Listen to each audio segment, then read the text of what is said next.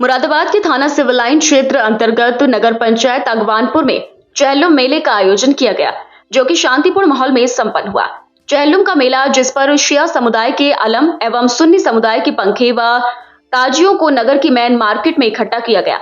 उसके बाद सभी एक जुलूस बनाकर करबला की तरफ रवाना हुए, जिसमें शिया समुदाय के लोग सीना जनी एवं मातम करते हुए जुलूस में चल रहे थे और सुन्नी समुदाय के लोग नारे तकबीर अल्लाहू अकबर की सदाएं बुलंद करते चल रहे थे। सभी ने शाम 5:30 बजे अलम पंखे ताजियों को करबला में दफन किया। करबला में पहुंचे सभी अकीदतमंदों ने नियाजो नजर कर अपनी अपनी मन्नतें मांगी, जो कि करबला में पंखे ताजिए और अलम दफन करने के मौके पर काफी संख्या में भीड़ देखने को मिली।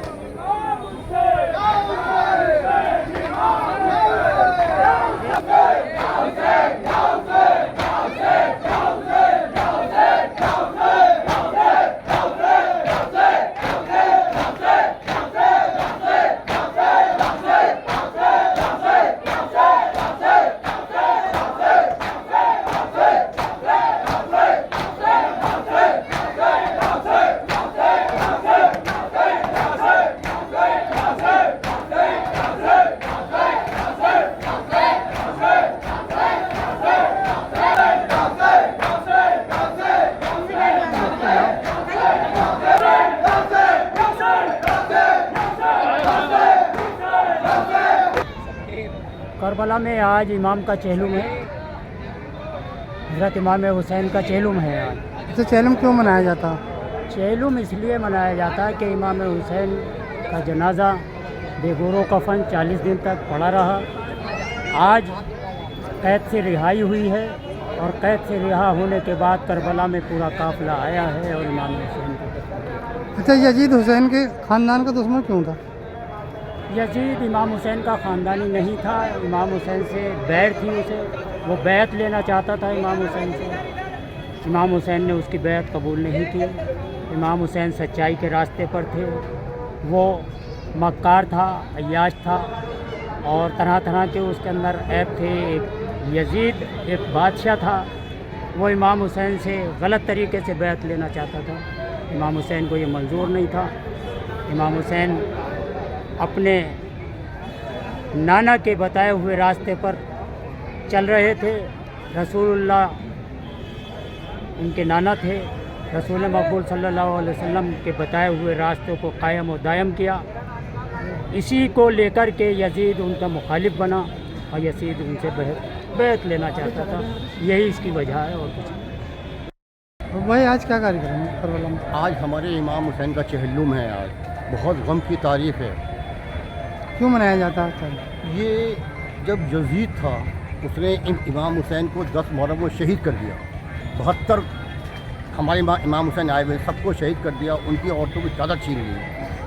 फिर उसके कुछ महीनों के बाद उसको यजीद को ये पता चला कि उसके शहर में उसके घर पे मतलब कोई बगावत होने वाली है उसकी फ़ौज में।